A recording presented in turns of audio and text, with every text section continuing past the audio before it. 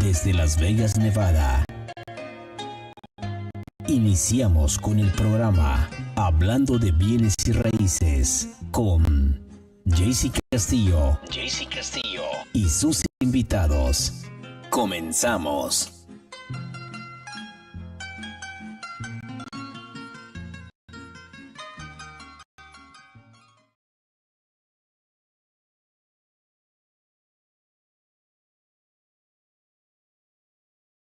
Muy buenos días Las Vegas, ¿cómo están? Yo soy Castillo, estamos comenzando su programa de Hablando de bienes raíces. Aquí estamos en el estudio de Lawyer's Title, tenemos hoy día invitados y vamos a estar hablando de un tópico muy importante.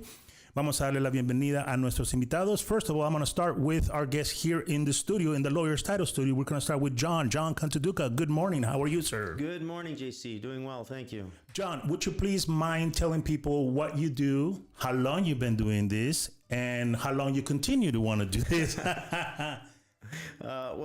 As JC said, my name is John Cantaduca. I'm Vice President of Sales for Lawyer's Title of Nevada. I've been in the title industry since 2002.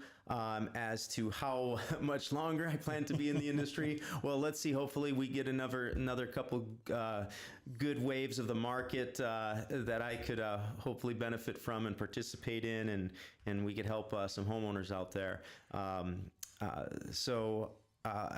The Lawyer's Title family, of companies under the F&F umbrella puts us as the largest title insurance company in the world. So I'm just happy to be here and happy to be working, with you. Well, I appreciate that, John.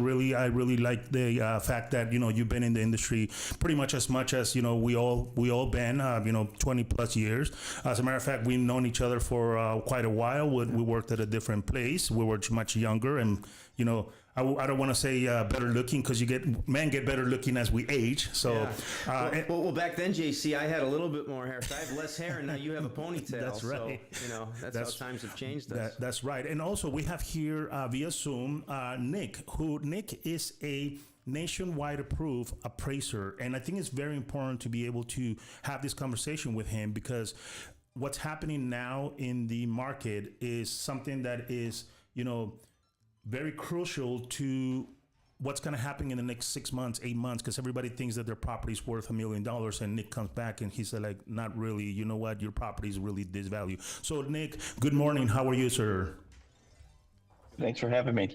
Perfect. Nick, so again, how long you been in the industry? How long you've been practicing as an appraiser? And what does it take to become a nationwide approved appraiser, please?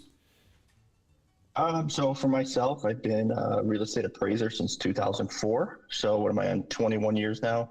I'm also a licensed managing broker in Chicago for a real estate brokerage company. So I've been doing that for about 10 years. So I'm not only a appraiser, but also a realtor. So I have the unique experience with that.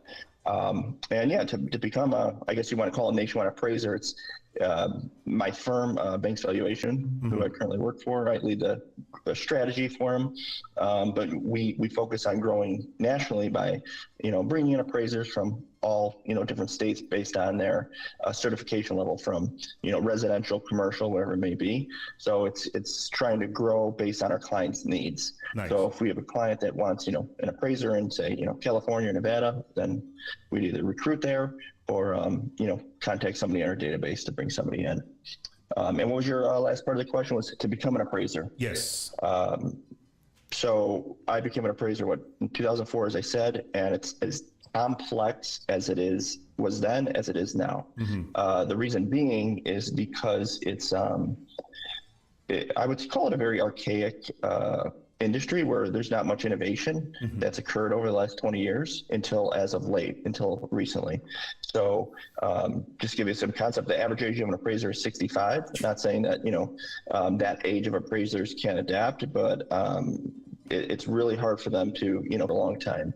So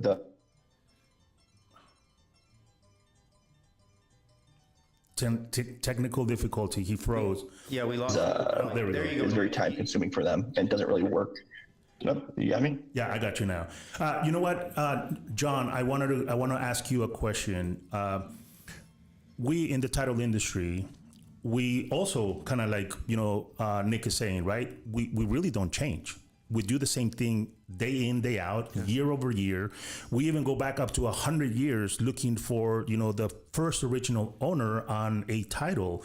How do you explain that to the real estate professionals and the homeowners and the buyers that are listening to that, our industry really doesn't change, but technology just tweaks a little bit, but literally the hard work has to be man-powered, right?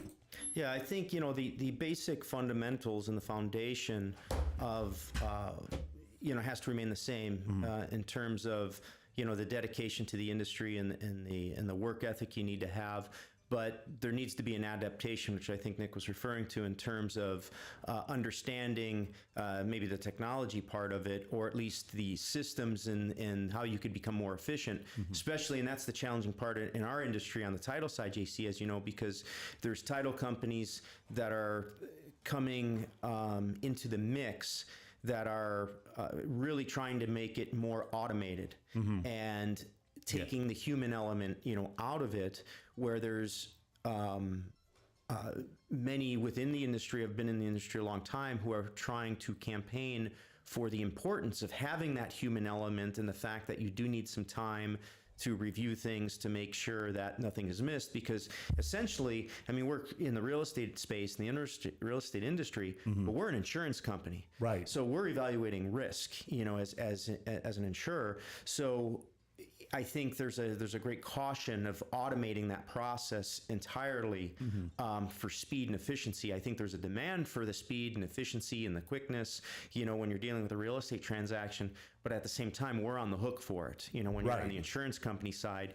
So we're trying to, I think, manage those two things to be receptive of the technology, utilize the technology, which we are, which, we're a leader in that part of it is in the market, but also employing the right talent and the experienced people who know what they're looking at and could utilize that technology to make, good decisions, especially when, we're taking on risk with insuring a lot of these transactions. Right. And Nick, going back to you, one of the things that you said is, the average age of an appraiser is 65 years old. That means that we don't have a lot of young appraisers coming into online. Usually is, a agent that wants to get retired that knows about appraisals, right? Because it's not like, we're in high school and your economic teacher or at a career day, they're saying like, oh, look, here's an appraiser, oh, here's a realtor, here's an escrow officer, those careers, you kind of stumble into them. So there's a need for younger, appraisers to come online. But, the same question to you will be, how does technology nowadays with AI and everything, it's going to affect the process, or do you really still need that, opinion, the personal opinion and the personal touch to be able to, really give a good, assessment of the value of somebody's project? A little both. So you do need the opinion and the experience. The whole industry itself is actually changing completely in terms of the way that data is collected and the way that appraisals are reported. So over the next couple of years, you're going to see a lot of data standardization, which means, when appraisers get a report, they type a lot of stuff, free text, like you could put in just your own information, right? That's all changing. So over the next year, that's all going to be standardized, which is going to force appraisers to have to go mobile in terms of collecting data in the field with mobile devices. Because physically, it would take you too long to collect data on a pen and paper and a pad, which I would say at least 2/3 of appraisers do currently. So I think you're going to see a lot more entrance into the appraisal industry over the next 5 years, probably more so that you've seen over the last 20, because they're going to have to, learn from scratch, essentially, a lot of the ways to do it. But the experience of knowing the market is always going to be very important. So I think it's going to, flip the industry kind of completely over the next few years. And with AI too, that's a whole nother reason why. So Nick, on that standpoint, and by the way, let me disclose here, I've known Nick for a very, very long time. In fact, his entire life, because we're brothers. Thank you for the disclosure. Yeah. So Nick is my younger brother. I live in Las Vegas. He lives in Chicago. So obviously I've, known him since he was going through the appraisal industry. And I guess, Nick, when you started in the business, in order to become an appraiser, you had to put in some time as an apprentice. I don't know if that's the technical term that was used, but you had to work under somebody, log certain, hours, train under them, and, before you became an appraiser. And I assume that's still the case with appraisers looking to get in the industry. And back then, I'm sure you learned from an old school appraiser, and being like you described, many of those appraisers are still of the old school way. So the new appraisers that are coming into the industry, let's say you do get a new recruitment of young appraisers who want to get into this as a career, but they're learning from these old school appraisers who are, you said 2/3 of them are using the pen and paper. So what's the training there like? And it's probably different from your company, because I know your company is very, very tech savvy. So I'm sure you're probably training your folks, with AI and some of the automation. But I mean, I think when you trained, you were under just like a one-person firm training under some, older appraiser who had time to take you under his wing, probably just needed somebody to go out and take some photos and type up my reports. So how can somebody new to the industry, are they going to be able to learn these new methods from these old school appraisers? No. Thank you for your honesty. Just basically they train under somebody just to get the hours in, and okay, I did my training, but I'll figure it out on my own how I use technology because I'm tech savvy and I'll do it a better way. Well, let's think about that. I mean, they'll need training on how to actually produce an appraisal report for like a lender, things like that.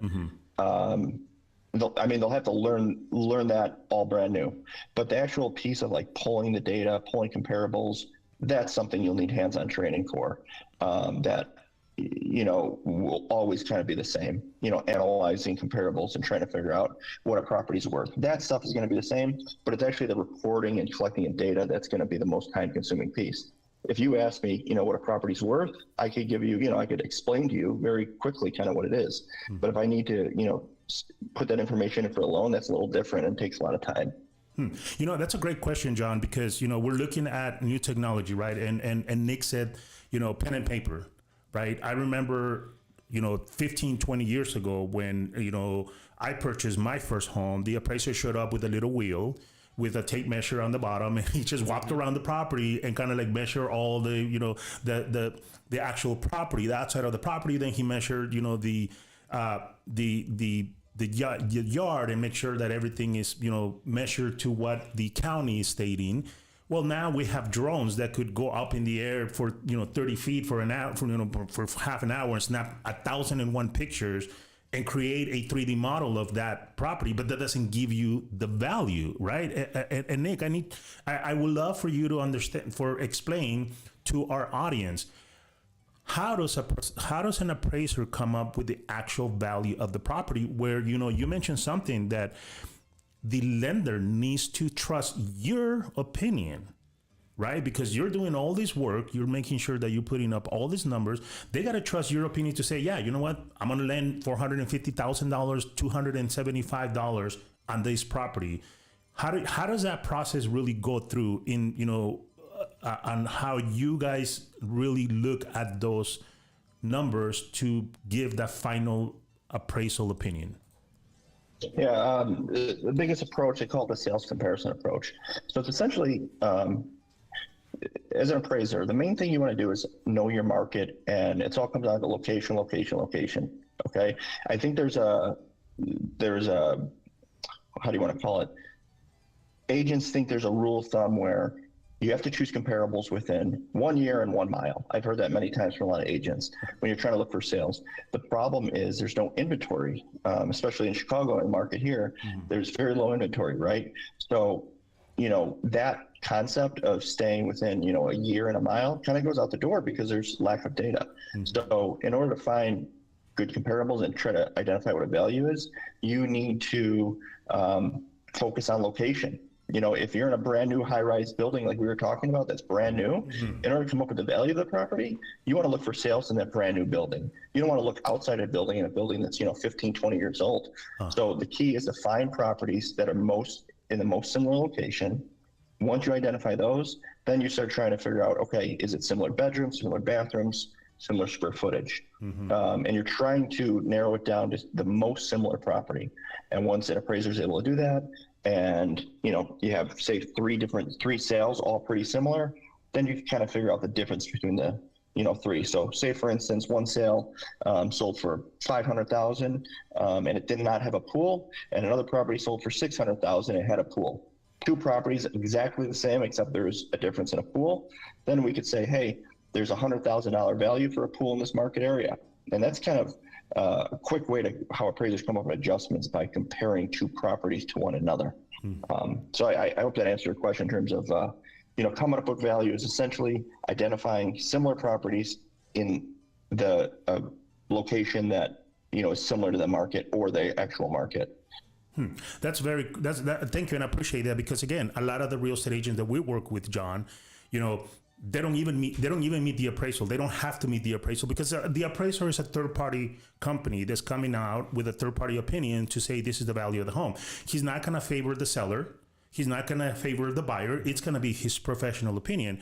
And I know you've been around the block so long, John, that you've talked to agents. They're like, well, the appraiser didn't want to help me. And it's like, no, that's not the point, right, John? I guess, that could be something that could actually probably shed a lot more light on. It's something that's changed over the years. Just kind of being in the industry, I know that there probably used to be more of a relationship directly between loan officers and appraisers. I think maybe loan officers usually, maybe back in the day, used to even be able to pick the appraiser they wanted to, or at least had a relationship there. But I know that's changed over the years with appraisal management companies coming into the mix. I know that realtors will often sometimes ask or want to maybe be at the residence at the same time that the appraiser is, which I believe, Nick, is encouraged by appraisals. Now, it may not influence the value unless the realtor, I think, maybe can bring in data, if it's data driven, to the appraiser that maybe the appraiser didn't have access to or didn't know of. So I think that could be beneficial. But I'm probably speaking, out of turn, because I'm not on the appraisal side. But Nick, do you have comments on any of that stuff? Maybe how things have changed over the years between the relationship between appraisers and lenders and the AMCs, and also the need for a realtor to maybe be present at the time of the appraisal? Is that something that's beneficial, or the appraiser rather not have an agent there? No. That's how it used to be, though. The relationship was kind of with the lender. And I think around 2008, they started separating the communication between the two with things called appraisal management companies, where the loan officer doesn't have contact with the appraiser, or essentially doesn't know who the appraiser is. So that relationship kind of went to the wayside. But in terms of relationship with the agent, from doing a lot of talking with agents, it's actually concerning that the experience agents have with appraisers is that some appraisers, don't really want to talk to agents, and sometimes agents feel like they can't talk to appraisers. I've heard that as too, but that's not the case. When you're an appraiser, or if you're an appraiser, you should want to talk to the agent. They know the market sometimes better than the appraiser, honestly, especially if they're a bigger agent. So, I encourage all agents to talk to the appraiser, give them information. Don't give them too much information. I think a lot of times appraisers get frustrated if, an agent hands them a packet of 30 sales and all this information about the property. Just hand the appraiser relevant information that helps support the contract price, and give them information that they might not know. Maybe the house down the block sold, as an estate sale, and they had to do a quick sale, something like that. Maybe, another house down the block sold for a low value because it was, it went through a fire, something, that wouldn't be really much public information.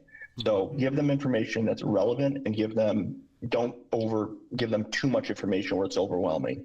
Because if you're an appraiser doing, 5-6 appraisals in a day, having packets and packets of, information is going to be a little overwhelming.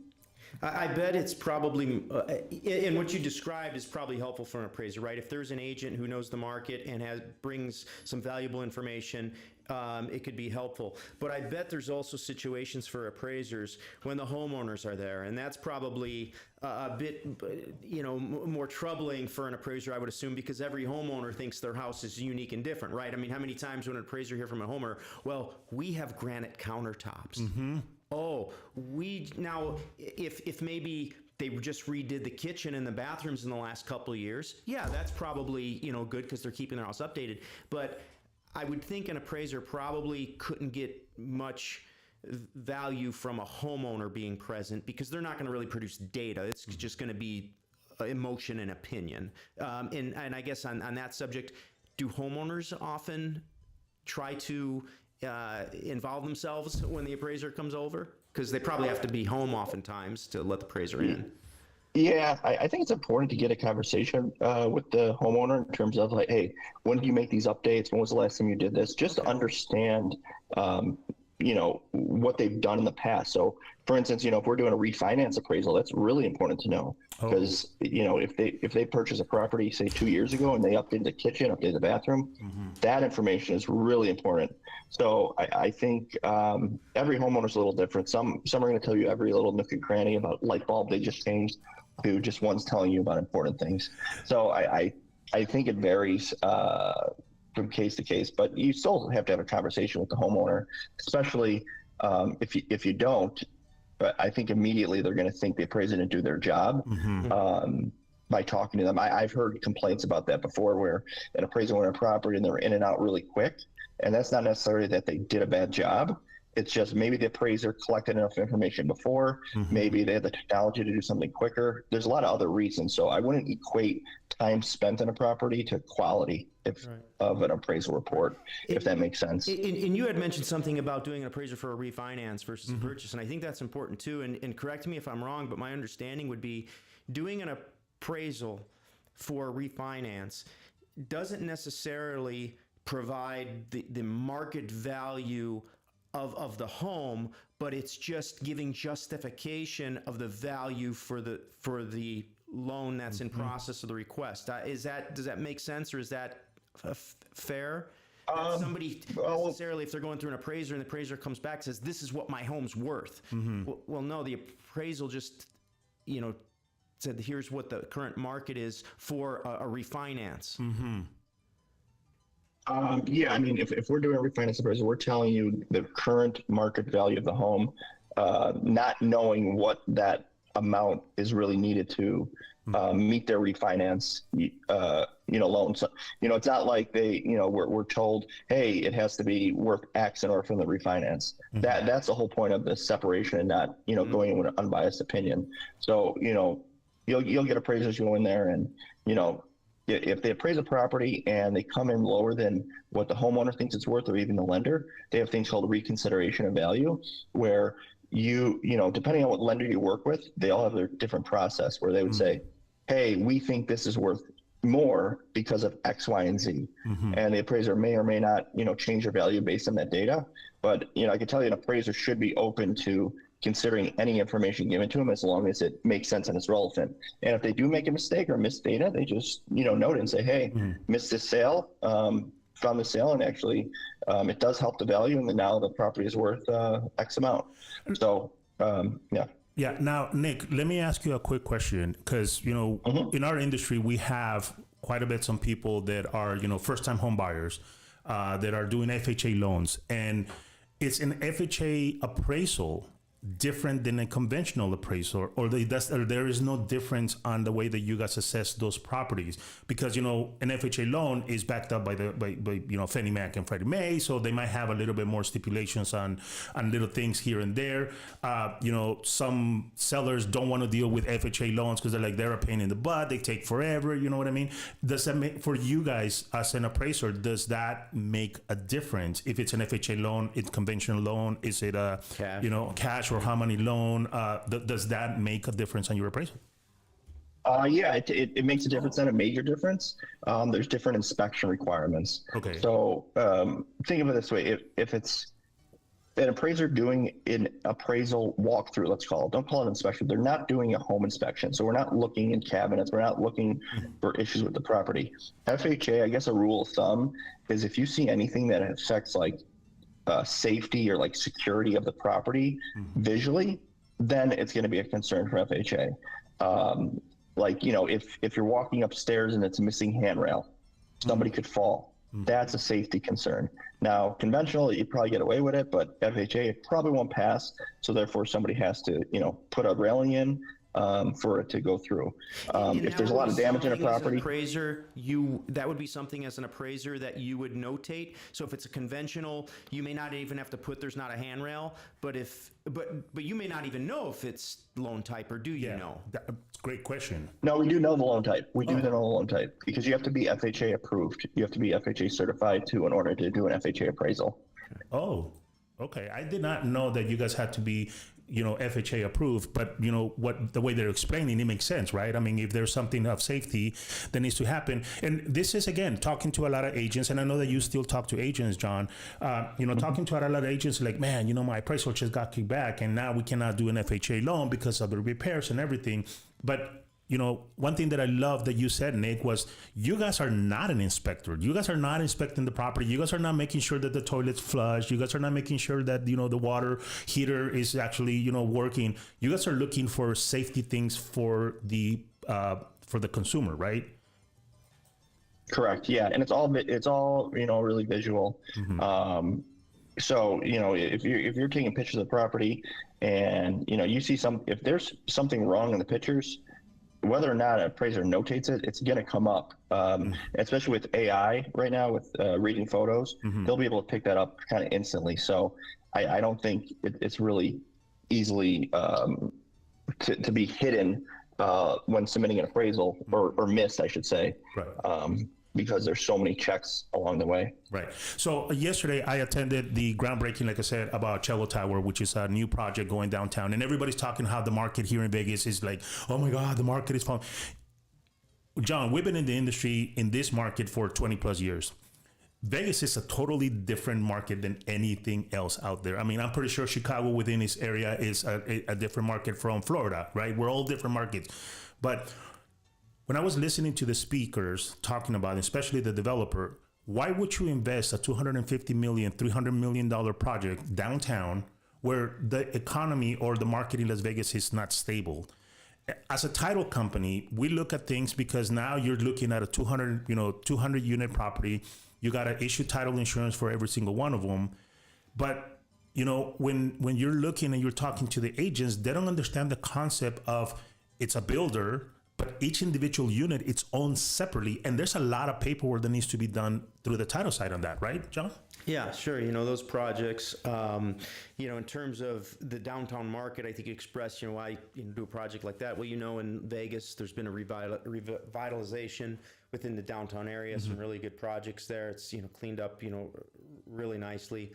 And, you know, from a title company's perspective, you know, I would think anyone in the industry, getting the opportunity to work on a project like that would be good because it's a lot of transactions. You know, we're based on our revenues in terms of title or appraisers or lenders, you know, based on volume. So the number of transactions you could get, you know, are only going to help, you know, your company. But a new project, you know, like that is going to hopefully, you know, create some other projects within that area as well. You're going to get, you know, probably more retail in that area. Might have some improvements of the existing, you know, residential properties within that area. So it can, you know, to do a project like that downtown does create some excitement. But I don't know, I guess this would be a question for Nick as to how that affects, you know, the value of that, because homeowners might immediately jump to a conclusion that live in that area. Maybe they've lived in the downtown area for a long time that really hasn't, you know, seen much value, or, you know, it's just kind of, you know, older, but they see a project like that and they think, oh, is my home going to go up in price? It's not a fair comparison because you're talking about a high rise versus some, you know, a single family residential home, but I guess they may draw that conclusion or just think, hey, our prices or our value is going to go up? And that might be a question that realtors are asked of in that area. Right. You know, when somebody needs to sell and they're sitting with that realtor and they say, oh, there's a new project going, we saw on the news, there's a new project going on downtown. So did my house value go up, or is my house value going to go up because of that? So I guess with that, you know, when realtors, because I know, Nick, you do a lot of workshops for realtors as well and help them understand the market from appraiser standpoint. What would your advice be in a situation like that when agents are asked that question just from homeowners who maybe don't understand the intricacies of the market, but would ask a realtor, hey, this high rise is going up, so is my house going up in price? Yeah, that's a good question. So the way I think I'd approach it is, one is you need to compare like apples to apples too, right? You don't want to compare a large condo building to a single family home in terms of coming up with market value. Now I can tell you if a brand new complex is going up in an area where there's a lot of single family homes, I mean, it's showing there's probably a lot of growth in the area. And there's a reason somebody's investing that much money there. So, you know, just from the perspective you're telling me, I think values are going to increase in the area just based off that.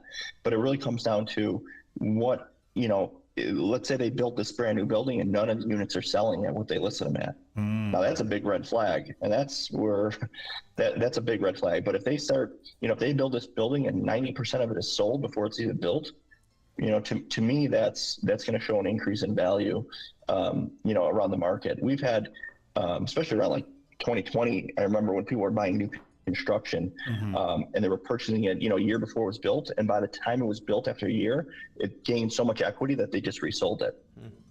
So, I guess it all depends on the market and if there's demand for it. And I think if they're showing a demand for these units and they're selling, then hey, I think that's a pretty good indication that it's going to increase value around the area. If these units aren't selling and they're reducing prices, then that's a red flag that, hey, this is not really going to, you know, affect the prices as positively as they possibly thought. Yeah, so I guess data has to, or I'm sorry, the value has to come down to actually the data, right? You can't, an appraiser can't just say, hey, this is worth this much because, hey, there's a new building going up and people are excited about it, right? But if that new complex creates more interest in that community, there's more retail happening, there's parks going or whatever, it's attracting different people to now say, I want to live in this area, and I'm willing to pay a premium to live in this area, and then there's transactions happening, then there's data, right? So I guess if those projects end up being successful, it's going to translate into the data justifying the value, right? Not just... So it's, I guess that would be so hopefully, like Nick said, if somebody's investing that much money in that community, in that area, they've probably done their research. Hopefully they've done their market analysis. Hopefully it's priced right.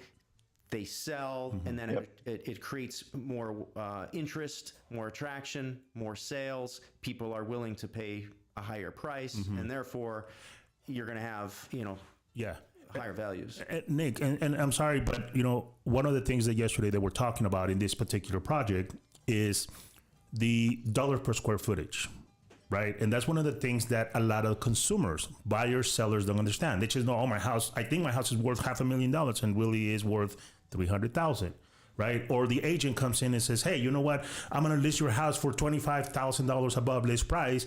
And then all of a sudden, it's just not selling. It's sitting in the market. And, you know, now we have a correction of the market. We have to adjust the prices. And that's something that's happening currently in the market here in Vegas, where there's a correction of pricing. Everybody thinks the sky is falling, but no, it's just we're correcting the market.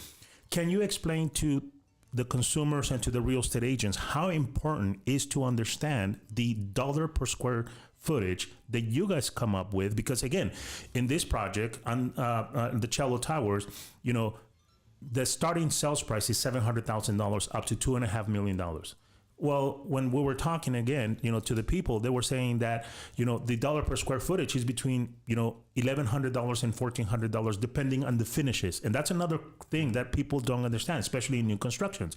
How can you explain that to the buyers, the sellers, the agents, the listing agents, that the dollar per square footage is really what determines what the value of the home is, or it doesn't matter at that moment? Yeah, that's a good question. So I think a lot of agents, realtors, and even homeowners, I think a lot of people think in price per square foot. I hear that a lot, like, oh, this sold for this price per square foot, and things like that. I think it's really relevant for new construction. Okay. Understanding what it costs to build based on price per square foot. But if you look at just price per square foot, say for a large condo building, the way appraiser looks at it, and like consumer, the price per square footage you're referring to is including everything involved in that. It's including the location, the view, the bedrooms, the bathrooms, the square footage, right? Things like that. An appraiser, they don't really look at it as a price per square foot. We kind of extract that out of it. So for instance, if we had a property and it was $200 a square foot, we would try to figure out, hey, what is the lot size, or what is the lot worth out of that price, and kind of extract out of it. So, if we said $100 attributed to the lot, it leaves us with $100 remaining for all the improvements. So you can't really go by price per square foot because there's so many factors involved in it. Especially, think about like the location, the layout, condition, the updates, the lot size. We look at like the full picture of the whole thing. So I hope that I explained that kind of in a way that kind of makes sense, because there's so many factors that go in that price per square foot. You can't lump it all in one from an appraisal perspective. Right. And I think that's a great explanation, because again, right, as a homeowner, and we all, I believe, own homes here, we get very emotional to our properties, right? We, and John brought it up where he said, I just spent, $10,000 in a brand new countertop. Does that automatically add $10,000 to my price? And not necessarily, unless, like Nick said, if you're doing a refi, it should make a difference, because you had an older kitchen when you purchased, now you have a newer kitchen. But when you're trying to sell it, and that's the biggest misconception, right, John? I think, from the terms of, and Nick will be able to, confirm this or not, but when somebody's making improvements like in a bathroom or a kitchen or something like that, in updates, it's going to probably have a difference in the value. But if somebody just, hey, I just put in the new water heater, 2 years ago, or hey, that's a new air conditioner, or my windows were old and inefficient, so I put in new windows. I think things like that, from an appraiser standpoint, don't really increase the value, because that's expected. Yeah, it's expected you're selling a house with a water heater that works and is not ready to fall apart. It's expected that your air conditioner is doing. But from a homeowner standpoint, they're thinking, I just spent $1,000 on this, or $10,000 on this AC unit, or on the windows. So is that kind of correct in that assumption that appraisers are like, well, no, I'm sorry, I'm glad that you have good windows, but that's kind of the expectation. Right. Yeah. I mean, would you buy a car if they were advertising, hey, it's power windows and an air conditioner? I mean, it's all assumed that it's part of the car. That's the way it comes. Right. It's the same concept. So, yeah. I love what you just, the example you just gave, right? You wouldn't buy a car based on what it has. You're expecting it to have windows and have the windows working. Right. And you're expecting it to have AC and to have the AC working. But when it comes to our home, we become very emotional and we become very protective of the pricing. And unfortunately, and again, I hate saying this, but I can only be transparent, right? There's a lot of agents out there that cannot have a conversation with the homeowner and saying, look, the real value of your home is this, regardless what you think it is, right? And then we have to come in, and then, we get escrows open, and then in the middle of the escrow, they're like, hold on, we got to renegotiate the price because the appraisal came either too low, and usually is a low appraisal condition that we get involved, because when it comes to appraisals, we have, into title industry, we have nothing to do with that, right, John? Right. But usually is that renegotiation of the sales price because the appraisal didn't come in at what everybody expected. Of course, if you have a lower appraisal, and Nick, correct me if you're wrong, that's a benefit for the buyer because he's going to get a lower loan amount. But, as a seller, if your expectations were, I'm going to get $20,000 more, and then the appraisal comes in, $25,000, $30,000 less, then you were not prepared for the actual value of your home. Or I think that comes down to, as Nick was saying, the agents and their understanding of the market and the local market and how they can communicate that to their clients. Because some agents, they just want to put up that sign and get a listing, Yes. right? And, but I think, agents that are experienced and know the market can have that conversation with their clients to say, look, I'll list it whatever you want me to, but what we're asking here, what you're interested in, is higher than the market value. So we could try it out. And if after a couple of weeks we don't get the showings, we don't get interest, we're going to have to drop that price in order to generate that interest. Or if they could say, hey, we may in fact get offers at this elevated price. However, you might understand that appraisals might not come in. So we need a cash buyer, or we may need somebody to come up with the difference, or just have that, conversation, because otherwise it can create some disappointment down the road. Yeah. Nick, with what John just spoke about, it gave me an idea to ask you. And are you seeing right now, the way that the current market is, that a lot of sellers are requesting upfront appraisals, so like that they know what their list price should be? Have you seen anything happen like that with this current market, where it's not as stable as everybody thought? I haven't seen an uptick, but I think it comes down to educating. So that's one piece we really push is pre-listing appraisals. Yeah. And I personally think that every agent should get a pre-listing appraisal before they go to a listing appointment, only because they are providing a value from a third party and not from their own, CMA or their own opinion, right? And there's a couple things to do that. One is credibility too. If you walk into a listing appointment, you have an appraisal, I think it looks really good, especially if you're competing with multiple listing agents. Two, out here, I don't know if it happens to you, but a lot of agents, if they're competing, they might lose a listing because another agent bought the listing by saying they could sell it for a lot more than it is. So you can argue the fact with a pre-listing appraisal saying, hey, it's not worth what they're saying it's worth. It's only going to sit on the market. And not to mention, even if it does sell for this, it's not going to price out, and the deal's going to fall through, and we're going to have to renegotiate. There's two pieces with that from the listing side, from the buyer side too. Making an offer on a home, especially with a cash deal or things like that, having an appraisal going in, make sure you're not overpaying, is really important. So I think agents can use that as a marketing piece for themselves, to try to get listings and just kind of stand out from other competition.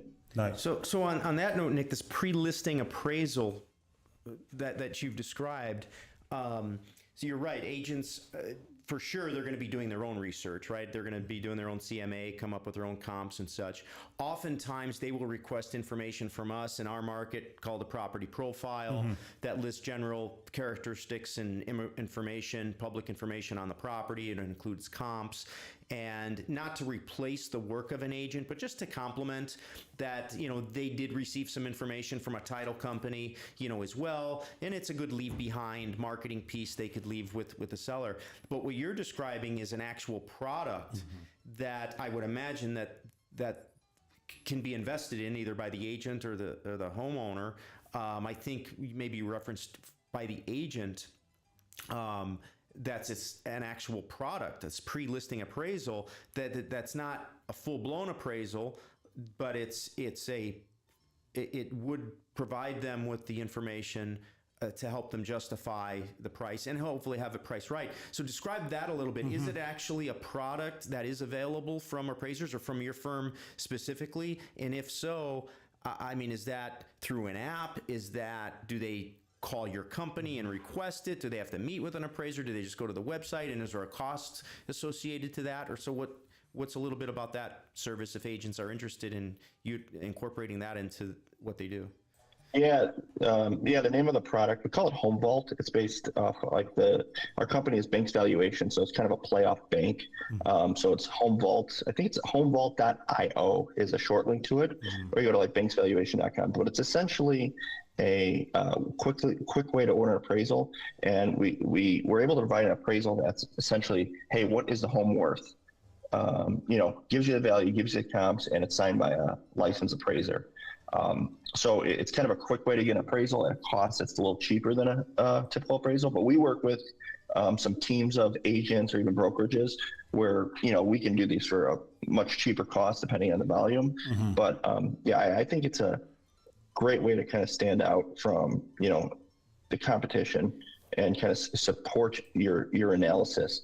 Because, and I personally don't think the homeowners should be paying for it, because if they're hiring a real estate agent, more than not, they're hiring the agent because they're the expert of the area, the market. Right. So if you hire a real estate agent, they're like, hey, you should get an appraisal, figure out what it's worth. I think that might be a red flag to them. So coming prepared, to a listing appointment, or even as a buyer looking at a home, I think it'd be very valuable. Sure. Although it could be valuable to a for sale by owner. Right. As well. Who they figure, hey, I'm saving a lot of money, for hiring an agent. Yep. I'm willing to spend a couple $100. I don't know what the charge is for something like that, but because they may not have any idea what to sell their home for. But I think the key to that product, you just said it's signed by a certified appraiser. It's not just something that they printed from the county records or they got from a title company that we just produced from our database, but it's actually a product. But even though it's signed by a certified appraiser, though, Nick, it doesn't replace an appraisal. So when you're going through the transaction and appraisal is needed, that will not suffice. But I would imagine they should be close, right? Because I don't think you're going to sell a product that people are paying money for that is not going to come anywhere close to the actual real appraisal. Right. Yeah. And it all depends on the time of the appraisal and things like that. Another thing, you can use it, just because it appraised at a certain amount doesn't mean you can't sell it for over the appraised value. Right. So you can almost use it as, hey, I believe this is what it's worth, but I could sell it for this. And, you very might well be able to, because maybe there's properties under contract that about that's going to increase the market in the area and support a higher price. So I guess it all depends how you're able to use an appraisal to your advantage. From a marketing perspective, as well as just, making yourself look good if you sell for over that. And I think that's a great point, right? If you're trying to be a listing agent or be a different listing agent, why not come into your listing appointment with a pre-appraisal, if you want to call it that, kind of like a pre-approval on a loan, right? You can have like a general idea of what the value should be, and you present that as the seller and say, hey, you know what? I'm really interested of becoming your listing agent. I took the liberty to get a pre-appraisal. I pay for it out of my own pocket in the marketing. Here you go. It sets you apart from any other listing agent that's going to come in. And I think that's a great tool right now, especially with us, John, that we talk to agents all the time on, how to figure out this market, how to be a little bit different than everybody else. I think that's a great point. The other thing that I thought, and you said it earlier, is, what do you think of having Nick do a class for our agents where we could do either via Zoom, I don't know when next time he's coming down to Vegas, but, we would love to do a class to our real estate professionals, right, John, to be able to, educate them on the different process and talk a little bit more about this, mini appraisal that you could get, and again, it's an investment in your business, right? What do you think, John? Do you think we could probably schedule something? Well, actually, that's what kind of triggered this podcast here today with getting Nick on. Was I was in a conversation that you and I were having. I had described how my brother was in Chicago doing these presentations at brokerages out there with loan officers and brokers and such for their agents, educating them about the process. So there's definitely a need for it, I think, in whatever market you're in. So yeah, I think there's definitely an opportunity there. Awesome. And Nick, on this pre-listing appraisal, is that product available nationwide? Can you pull that? I think it's about 17 markets right now. I think we have a couple of appraisers in Las Vegas area, Henderson. But yeah, we're expanding based on client demand. Like there's a lot of, And you said that there's, some teams and some brokers you're currently working with on that, and the price could vary depending on, the volume that's there. But just in terms of range, what kind of are you able to disclose or have any idea what a range of, if an agent says, man, that's really interesting, I'd be interested in having including that in my listing presentation, what kind of a price point would an agent be looking at for that sort of an investment? If it's, I mean, I understand volume would decrease the price, but just, you know, kind of the highest end one-off. Yeah, a typical appraisal like 550, 650. If you're, getting a normal one for a product like that, you're probably in the 200 to 350 range, somewhere between there. That's not bad. Okay, for that pre-listing appraisal. Yep. Well, that's not bad, because again, you're investing in the prelim, right? You're investing on the listing appointment. You're investing to show the seller that you are a true professional and you're willing to put in your opinion. But not only that, you're willing to be backed up by an appraisal and a nationwide company to say, hey, this is what the value of your home is. I think, like Nick said, I have the ability to sell it a little bit higher. Let's rock and roll, right? Let's sign the contract and let's start marketing the property right now. And actually, you could go ahead and use that as a marketing tool and say, hey, there's a pre-appraisal. So there's really it's kind of like when you go buy a new car now, right? And it already has the sales price of the home. It's like now the car, and like, there's no haggling, right? This is what it is. Here's a copy of it. You could review it and whatever. So, gentlemen, you're not going to believe this, but the hour has flown by. It's crazy, isn't it? So I'm going to go ahead and have Nick again. Please give me the name that the company you work with. How can people get a hold of you, and a phone number if they need to get a hold? And we'll talk with John. And I think it's very important for us to try to set up a class for our agents to get educated on this, Nick. So please go ahead and do so. Yeah, that'd be great. Nick Cantaduca. You can find me on LinkedIn, probably the easiest way to be on there. I'm pretty active on there. Company is banksvaluation.com. You could go on the website there. And homevault.io would be the short link to order that pre-listing appraisal. But yeah, find me on LinkedIn. And yeah, thanks for your time. I appreciate it.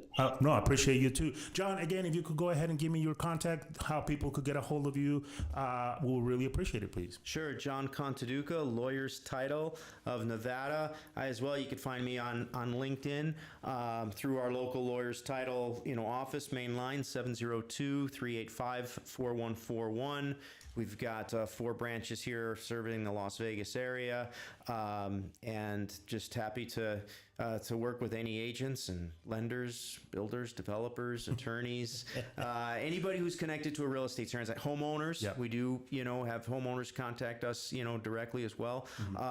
So we're local, servicing the Las Vegas and Henderson areas. Perfect. Well, and I'm JC Castillo again with Lawyer's Title. You could get a hold of me at my phone number, 702-416-4302. On my Instagram page at JC Castillo Rep.